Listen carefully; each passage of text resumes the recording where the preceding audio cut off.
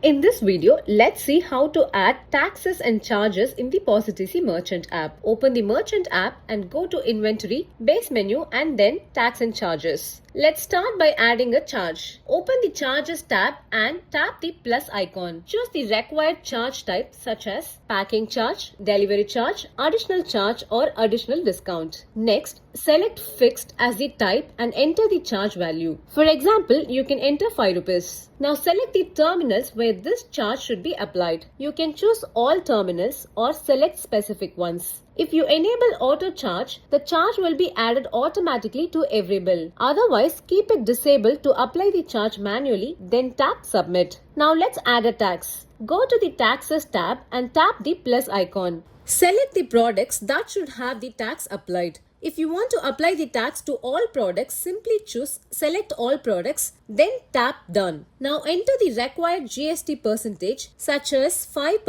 12% or 18%. Now choose whether the tax should be inclusive or exclusive. Once you have completed all the details, tap create tax. The tax will be created successfully and applied to all the selected products.